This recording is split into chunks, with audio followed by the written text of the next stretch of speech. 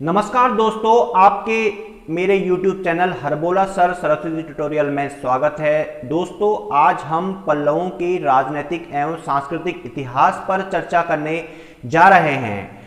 पल्लवों का जो काल है वह 560 से 903 ईस्वी पूर्व तक का जो है इनका समय है। ठीक है, तो सबसे पहले हम यहाँ पे पल्लवों का राजनीतिक इतिहास जानेंगे। यहाँ पर हमें ज़्यादा कुछ जानने की आवश्यकता नहीं है, थोड़ा सा इनके जो है वंशानुक्रम इनका हम जान लेंगे और किस राजा की उपलब्धियाँ हैं वो हम थोड़ा सा यहाँ पे आपको बता देंगे। यहाँ पे तो यहाँ पे ज़्यादा कुछ इतना कुछ अब जो परीक्षा का पैटर्न है कुछ चेंज है, राजाओं के वंशानुक्रम से जो है क्वेश्चन ज़्यादा नहीं पूछे जाते हैं। तो इस प्रकार से हम यहाँ पे थोड़ा सा संक्षिप्त में आपको बताएंगे। तो शुरू करते हैं दोस्तों, पल्लवों का राजनीतिक इतिहास। तो पल्लव वंश की स्थापना की थी सिंह विष्णु ने। श्री विष्णु के बाद जो दूसरे राजा होते हैं उनका नाम आता है महेंद्र वर्मन फर्स्ट, और महेंद्र वर्मन फर्स्ट के जो पुत्र थे उसके बाद राजा बनते हैं वो है नरसिंह वर्मन फर्स्ट। जो नरसिंह वर्मन प्रथम है उन्होंने जो है वातापी कोंड की उपाधि धारण करने वाले ये राजा थे। इन्होंने वातापी कोंड की उपाधि इन्होंने धारण की थी। ठीक है, दूसरा देखिए, नरसिंह वर्मन प्रथम के बाद आते हैं महेंद्र वर्मन द्वितीय यानी सेकेंड। ठीक है, और महेंद्र वर्मन सेकेंड के बाद नंबर आता है परमेश्वर वर्मन फर्स्ट का, और परमेश्वर वर्मन फर्स्ट के बाद राजा बनते हैं नरसिंह वर्मन सेकेंड। और जो नरसिंह वर्मन सेकेंड है ये जो राजा थे नरसिंह वर्मन सेकेंड, इन्होंने मामल्लपुरम का मंदिर व कांची का कैलाश मंदिर का निर्माण करवाया था। नरसिंह वर्मन सेकेंड के बाद नंबर आता है परमेश्वर वर्मन सेकेंड का। ठीक है, और परमेश्वर वर्मन सेकेंड के बाद राजा बनते हैं नंदी वर्मन सेकेंड। ठीक है, तो नंदी वर्मन सेकेंड जो है वो कांची में इन्होंने वैकुंठ पेरुमल मंदिर का निर्माण करवाया था। ठीक है, जो पल्लव राजा हैं या चालुक्य राजा थे, ठीक है, तो ये जो पल्लव राजा हैं ये ज्यादातर जो है अपने जो है इनकी सांस्कृतिक विरासत इतनी विशाल थी और ये अपनी संस्कृति के लिए जाने जाते हैं, मंदिर निर्माण के लिए जाने जाते हैं। तो इस प्रकार से इतिहास में इनका काफी महत्व है। अब यहां पे हम देखेंगे कि पल्लवों का योगदान क्या था। पल्लवों ने ऐसा क्या किया जिससे हम उनको जानते हैं, जिस काम के लिए उनको हम जानते हैं, थोड़ा सा यहाँ पे उनके बारे में हम यहाँ पे अब जानेंगे। देखिए उनका योगदान, सबसे पहले दोस्तों कला तथा वास्तुकला देखते हैं हम।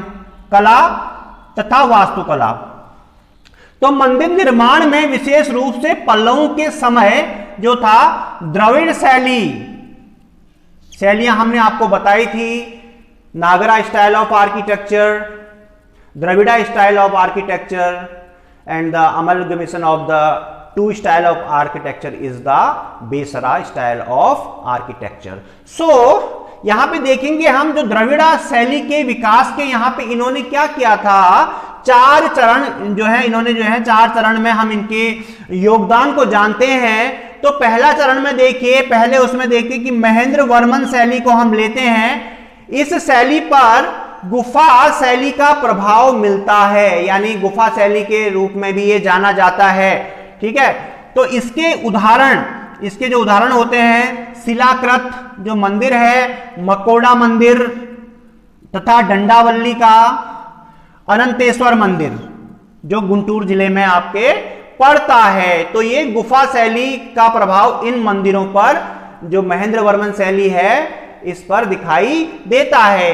अगला आता है दोस्तों नरसिंह वर्मन शैली। तो नरसिंह वर्मन शैली क्या थी, देखो इसमें जो रथ मंदिर हैं, रथ क्या होते हैं, एक शिलाखंडीय मंदिर हैं ये, जिसमें प्रत्येक का निर्माण एक पत्थर को तराश कर किया जाता है दोस्तों, यानी पूरे मंदिर का निर्माण एक ही पत्थर को तराश कर किया जाता है। ठीक है, ये मामल्लपुरम में पाए जाते हैं। कहां पाए जाते हैं दोस्तों, मामल्लपुरम में पाए जाते हैं। तो इनको सप्त पगोड़ा या सात पगोड़ा के नाम से भी इनको जाना जाता है। तो ये पगोड़ा मंदिर है, रथ मंदिर हैं। तो ये रथ कौन कौन से हैं दोस्तों, देखिए इनमें किन किन व्यक्तित्व का जो है रथ है, रथ मंदिर है। देखिए धर्मराज, पहला नंबर आता है धर्मराज, भीम, अर्जुन, सहदेव, द्रौपदी, गणेश, पिदारी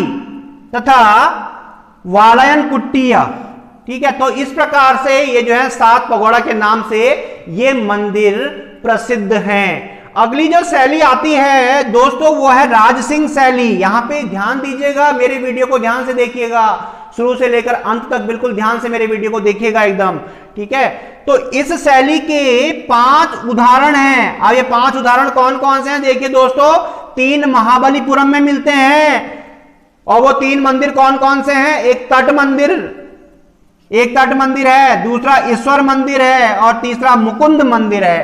तो इस प्रकार से 3 महाबलीपुरम में मिलते हैं, एक दक्षिण की आरकाट में मिलता है और दक्षिण के आरकाट के पन्नामलाई में मिलता है एक, और एक जो है 5वें नंबर का जो मंदिर है वो कांची का कैलाश मंदिर है। तो इस प्रकार से ये 5 मंदिर जो है राजसिंह शैली में निर्मित हैं। अगला दोस्तों, अगला जो चौथी शैली जो आती है वो है नंदीवर्मन शैली के नाम से हम इसको जानते हैं। तो इस शैली में वैकुंठ पेरुमल मंदिर को छोड़कर बाकी सभी मंदिर छोटे छोटे हैं, यानी ज्यादा सभी छोटे हैं।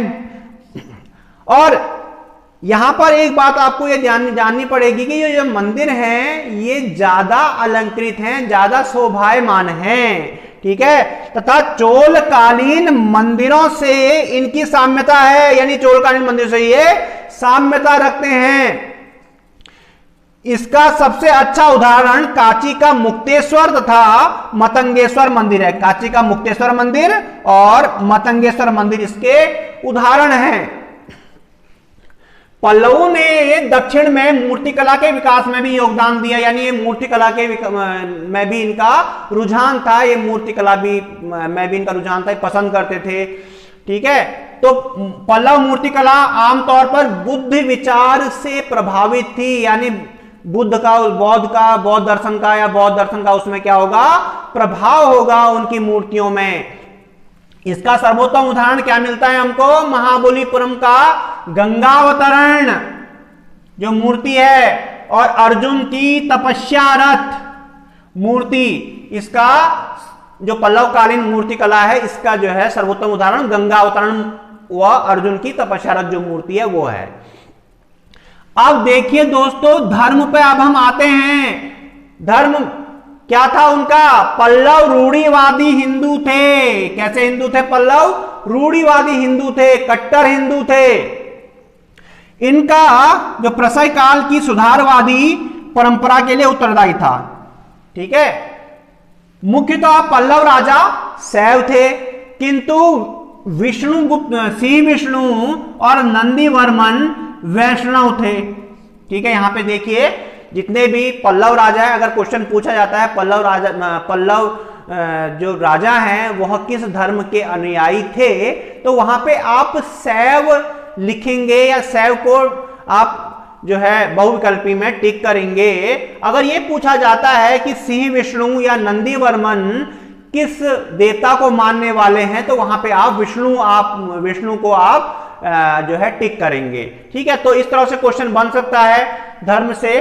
परंतु कुछ धर्म जैसे बौद्ध शैव धर्म के सामने अपनी ख्याति को खो रहे थे, यानी शैव धर्म का इतना जो प्रसार हो रहा था तो उसमें बौद्ध धर्म जो था, बौद्ध धर्म अपनी ख्याति खो रहा था। 6वीं तथा 7वीं शताब्दी के तमिल संत भक्ति आंदोलन के जनक थे। जो तमिल संत थे वह वहां पे भक्ति आंदोलन का प्रसार कर रहे थे दक्षिण में। उनमें देखिए नैनार जो होते हैं वो शैव धर्म के मानने वाले होते हैं, शैव के उपासक होते हैं, और जो अलवार होते हैं वो वैष्णव होते हैं, विष्णु के उपासक होते हैं। संतों के उपदेशों तथा श्लोकों ने भक्ति आंदोलन को आगे बढ़ाया, यानी भक्ति आंदोलन को किसने बढ़ाया, दक्षिण में नैनार और अलवार संतों ने बढ़ाया। और यहां पे एक खास बात आपको यहां पे एक जाननी पड़ेगी, वह यह है कि एक महिला संत की बात यहां पे आती है जिसका नाम अंधाल। और ये कौन है? ये अलवार है, यानी विष्णु की उपासक है, विष्णु को मानने वाली है। इसका सम्मानजनक स्थान था। अंदाल का जो एक स्त्री है, इसका इन संतों में एक सम्मानजनक स्थान था। यानी कहने का मतलब यह है कि इन संतों में स्त्रियां भी थी। अब आता है ज्ञान एवं शिक्षा।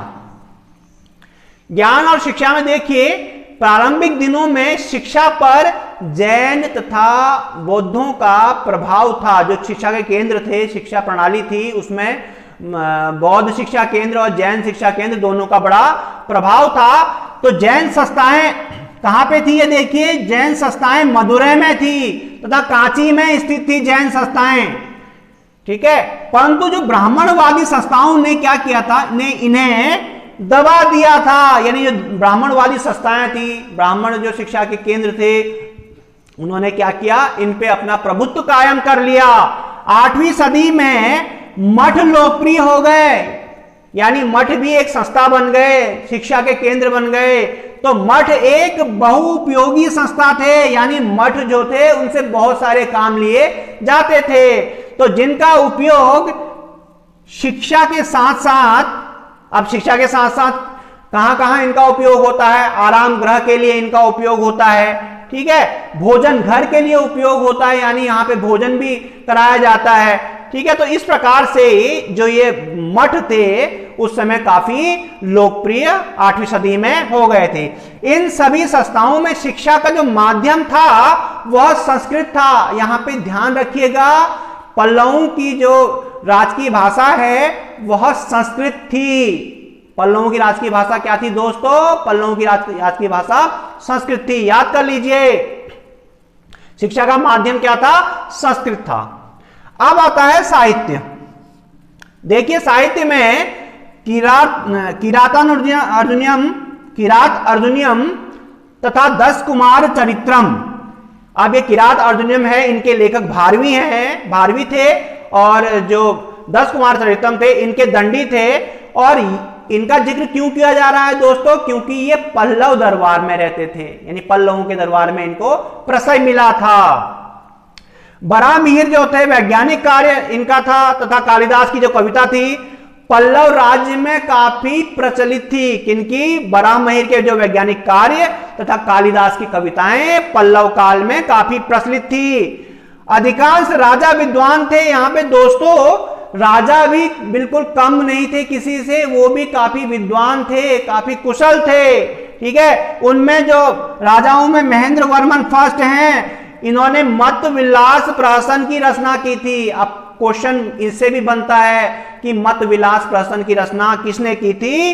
तो वहां पे नाम आता है महेंद्र वर्मन प्रथम का। आप देखिए, भारतीय संस्कृति का प्रसार, यहां पे देखो पल्लव जो शासन था इनका योगदान भारतीय संस्कृति के देश से बाहर प्रसार करने पर भी इनका योगदान काफी था। तो इसमें पल्लव ने क्या किया? दक्षिण पूर्व एशिया में भारतीय संस्कृति के प्रसार के लिए ये उत्तरदायी थे। यानी दक्षिण पूर्व एशिया में भी इन्होंने संस्कृति का प्रसार किया। जैसे जावा है, कंबोडिया तथा अन्नाम में पल्लवों की शैली का प्रचलन शिखर मंदिरों में मिलता है। दोस्तों, आशा करता हूं आपको मेरा वीडियो पसंद आया होगा। अगर आपको मेरा वीडियो पसंद आया है तो दोस्तों लाइक कीजिए, कमेंट कीजिए और अपने दोस्तों में शेयर कीजिए। और अभी तक जिसने मेरे चैनल को सब्सक्राइब नहीं किया है दोस्तों, वह मेरे चैनल को सब्सक्राइब कीजिए और बेल आइकन को दबाना ना भूलें, जिससे कि आपको मेरे वीडियो के नोटिफिकेशन टाइम से मिल जाएं। धन्यवाद।